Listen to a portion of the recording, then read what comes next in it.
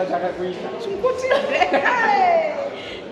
Ekitegeeza bano mwene kika kati ate nveewo ate we bakuwanira oveewo lekanza munnange wano e Uganda byansobola omwami wange gyabaako kinageza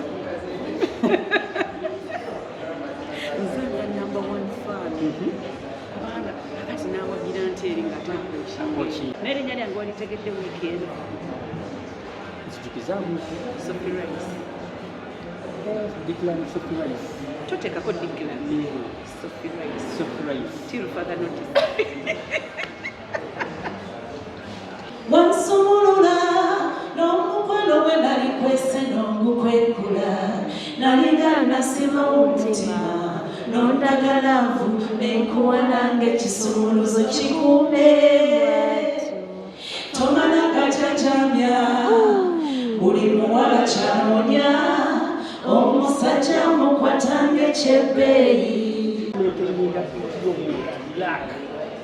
Weyagala. Self-love kyekisooka mu byonna endala nebigoberera naye otubeeraawo kati weyagala wekkirizamu kutono wemetta ekizibu tekinonga ku kigaano yingira so bajja mu inbox okubanga bakukonvisinga kunyongera nga okwata mu kizibu somewhere somehow. Isho ne baclients bayitira naye nze ng'omuntu ndowooza wano Katonda yagenda okunteeka wano ng'alaba kyekyo olaba otya okiraba otya so nange nzikiririzamu ekyo Katonda kiyamba bwe neetunula bwe nti muddalwamu ndaba nga kyekyo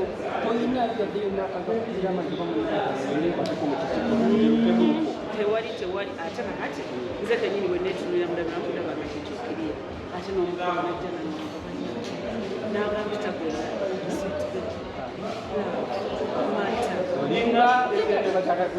nkutidde ekitegeeza bano mwene kika kati ate nveewo ate we bakuwanira oveewo lekanza munnange omwami wakyakuyitaga amannya agawana nze omwami wange bw'aba anyinze wambita maama erinnya ly'omwana awumanya munye nobaako engeri gy'omungawumu omuza manya nti olaba mpise maama manya munye eyo passport kyekyo era ndwamukiwulira nti nga mpise nti oba maama siredda okiwulira anti ebiseera ebisinga omukyala omukyala bwakabakadi yazimbe anya gatuukamu eraba nga takyakuyita bebi takyakuyita switi ebintu bwebiti alhamdulillah utanatuukawo tulikenga amanya okwemwatandika wakakugira era lwendigira nga liyitibwa kumunda kumanya nti waliwo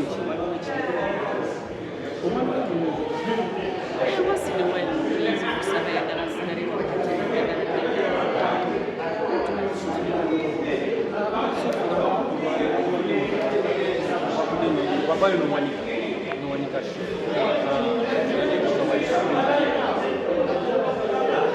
ndi musomesa kino kiraga ki abaana bano abadde balina bebabayingira akusomesa first of all nja kutandikirawo obuseneti definitely ffe tukoze kyetusobola okulaga abaana bonna abajja bakulaga ensi nti n'omukyala asobola okubeera n'omukyala asobola okubeera mu music industry ate n'abeerawo not just kubeera n'abeerawo amaanyi nze ntambudde olugendo olunsooka mu myaka 15 nga nnyini so kiraga kyagala nti kisobola kubanga mukwafu sinzo yali oyogera ku bakyala abayimiridde mu music industry zifuna so kibuzo ekyo definitely tulaze eggwanga nti kisobokera ddala abantu okusigala nga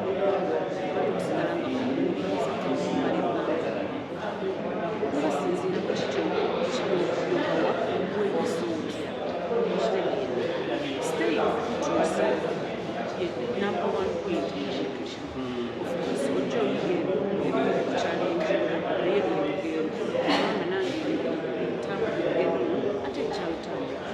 kikyenyera kusanga maaso naye esigala zituese tinabafuna kafiiringa era kanyeenya naye muteeke kusigala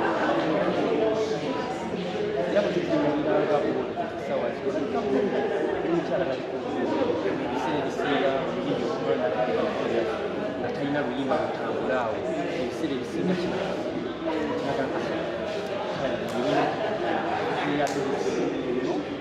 tolina luyimba lutambula okimeekundo otya ezi concert zitegekebwa okusinziira otegese concert olw'oluyimba lwolupya era abantu bajja kumanya nti lwayita which is not the case with me nti nzenga bwegambye ndudde mu industry katolera ate ndina content right from day one okuva bwe nafuuka sifuna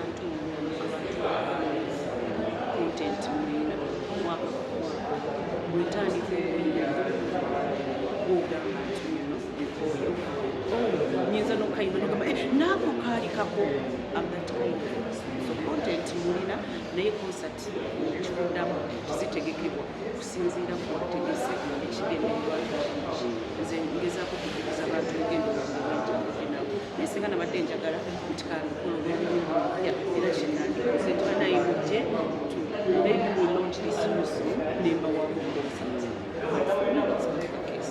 njagala kusanyukiramu n'abantu bange bentambudde otungamu emibazo zonna ezayimba kitonaluba kati nawulanga wenina challenge olimba sigulira should I start mentioning nawe ojja kulaba nga kati ngambe amagulu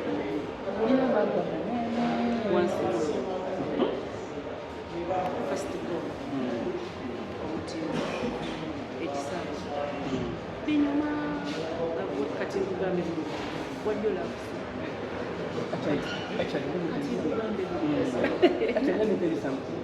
mu nnyimba zo zonna zonna oyimba luyimba n'ebiranga naawe kenyina mbuuza oli tondako lumu twagala lumu it's hard kizibu ajja tusofi omwami omuntu omubuuza obufumba obutunulira butunulizi omuntu zonna nozifuna mulungi ali hamu tutambulako naye omukyala omusajja we omukyala ayagala omusajja wakola simutambulamuko naye wansi anyway akisiyo anti kadina netubayita netubagamba kakati tulano tutambula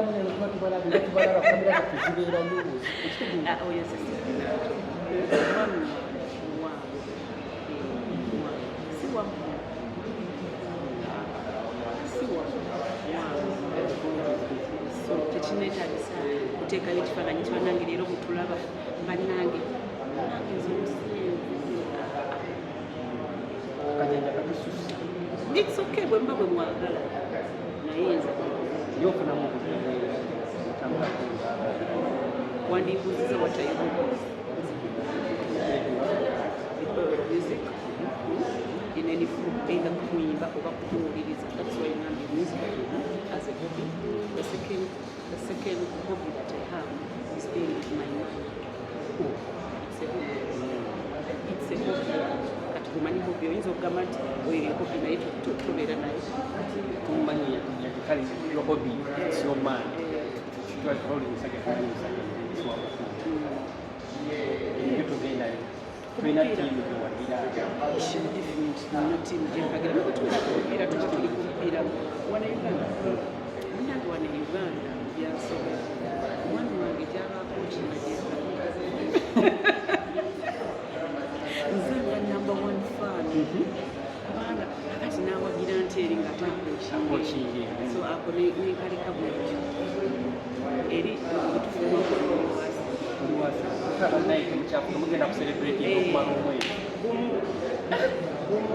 ekitegeeza n'erinnya lyange walitegedde weekend kijukizamu Sophie Rice. Declan Sophie Rice. Totekako Declan. Sophie Rice. Sophie Rice. Till further notice. Kati no Sophie. Bwe mwine ebintu muwakanya mu bango nani muwakanya mu bukiina. Oyina omuwakanya. Bwe especially wa timu ya. Yes. Ngaki. Mwana y'omwana oyo gwe watadde mu mwingi nedda. Buli amusanga amujja kumupiira. Naye abadde akola bulungi mu training. Nange omwana akola amajaani batukube eggooli. Leeka mukanange. N'omuwamu kadi bayi. Oluusi even predict. Naye napredict nga ne musinga. Nagamba naye kati oli coach tokabagora n'omutuufu. Tumwafuka abantu.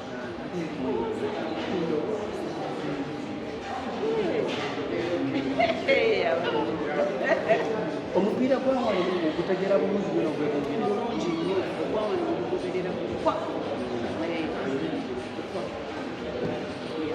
era kati essaawa tiimu gyempagera kukozi kati ali mu national team kati nasalawo nondewo nze ndi wa kitala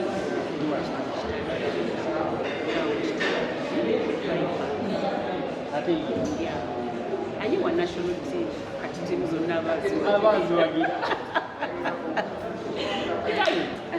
Mami Sophie, omanyi ebiseera ebisinga tutunuulira nnyo ebijyanye na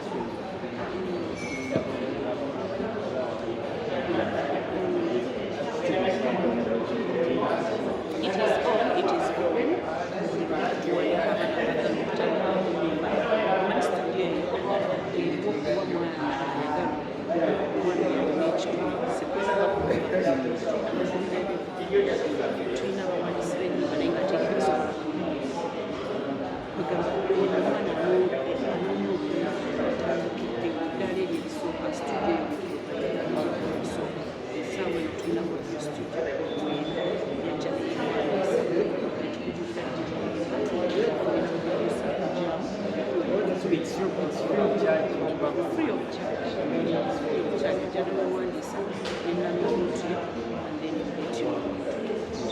So for now, one more it is open. Even as it is open.